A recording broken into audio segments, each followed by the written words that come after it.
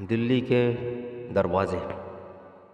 دوستو، آپ دیکھ رہے ہیں چینل گلدستہ معلومات۔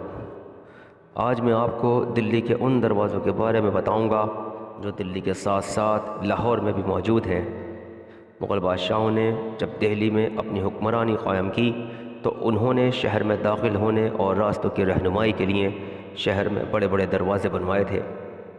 ان میں ایک راستہ جو لاہور کی جانب جاتا تھا، اس طرف شاہی گزرگاہ کے طور پر لاہوری گیٹ بنایا گیا، جبکہ لاہور سے لاہوری گیٹ تک کی رہنمائی کے لیے دلی گیٹ قائم کیا گیا، جو کہ آج بھی دونوں ملکوں ہندوستان اور پاکستان میں اپنی اپنی جگہ پوری شان کے ساتھ موجود ہیں۔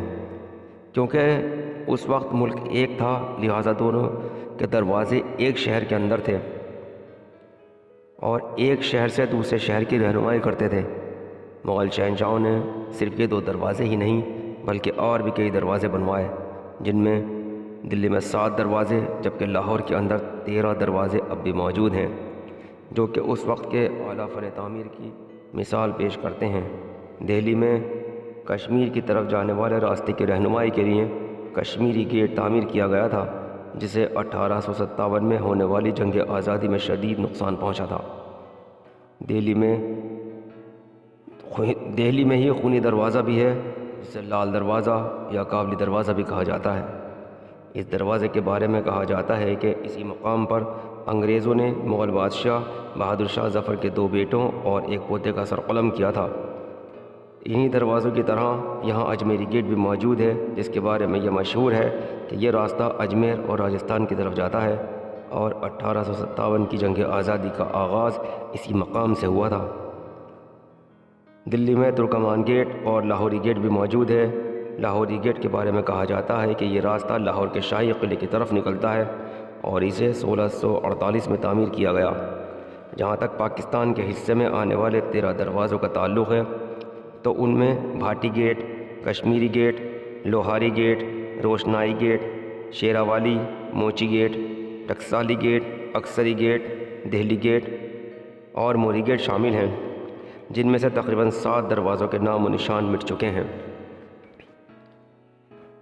مگر 6 دروازے اب بھی موجود ہیں، جس میں سے دلی کو جانے والے راستے پر بنائے جانے والے دلی گیٹ کو ایک خاص اہمیت حاصل ہے اور وہ اب بھی درست حالت میں موجود ہے۔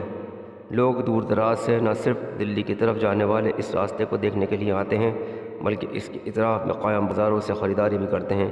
ان دروازوں کے حوالے سے ماہرین کا کہنا ہے کہ پہلے پورا شہر ان داخلی دروازوں کے اندر موجود تھا، مگر جیسے جیسے آبادی میں اضافہ ہوتا گیا، شہر ان دروازوں سے نکل کر دور دراز تک پھیلنے لگا۔ لاہور کے دہلی گیٹ کے اطراف میں پرانے طرز تعمیر کی عمارتیں قائم ہیں، اس کے ساتھ ساتھ وہاں شاہی حمام بھی موجود ہیں۔ ماہرین کہتے ہیں کہ دہلی گیٹ ایک شاہی گزرگاہ تھی۔ ماضی میں جب مغل بادشاہوں کی فوج دلی گیٹ میں داخل ہوتی تھی تو وہ لاہور میں داخل ہونے سے قبل حمام میں غسل کیا کرتی تھی اور پھر پوشاک کی تبدیلی کے بعد شہر میں داخل ہوتی تھی۔ اب لاہور سے دلی کی طرف آنے والے اس راستے پر نہ تو کوئی اہلکار کھڑا ہے اور نہ ہی ان بادشاہوں کی طرف سے لوگوں پر کسی قسم کی پابندی عائد ہوتی ہے، لیکن اس دروازے کو دیکھ کر لوگ آج بھی ان بادشاہوں کے جاہ و جلال کو یاد کرتے ہیں۔ مغل دور حکومت میں شاہجہاں آباد میں 14 دروازے تھے، جس میں سے 2 لال قلعے کی طرف تعمیر کیے گئے تھے۔ قلعے کی تعمیر کا کام 1638 میں شروع ہوا تھا اور شہر کا تعمیراتی کام اس کے 10 سالوں کے بعد شروع ہوا۔ مغل دور حکومت میں تعمیر ہونے والے 14 دروازوں کے نام مندرجہ ذیل ہیں۔ ان 14 دروازوں میں سے اب کچھ کی دروازوں کے نشان باقی بچے ہیں۔ ان دروازوں کی تفصیل الیگزینڈر کننگھم کی ان 4 رپورٹس سے ہمیں ملتی ہے جو اس نے 1862، 63، 64 اور 65 میں تیار کی تھیں۔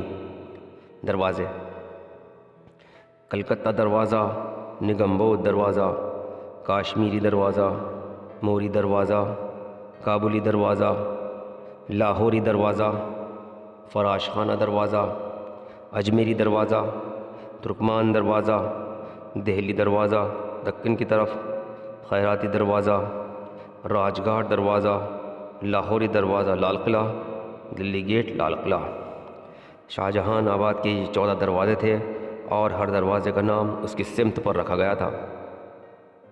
دلی میں جو دروازے مغل شہنشاہوں کی یادگار کے طور پر اب بھی موجود ہیں وہ تاریخ کے اوراق پر یادوں کے چمکتے سورج کی شکل میں ہمیشہ جگمگاتے رہیں گے۔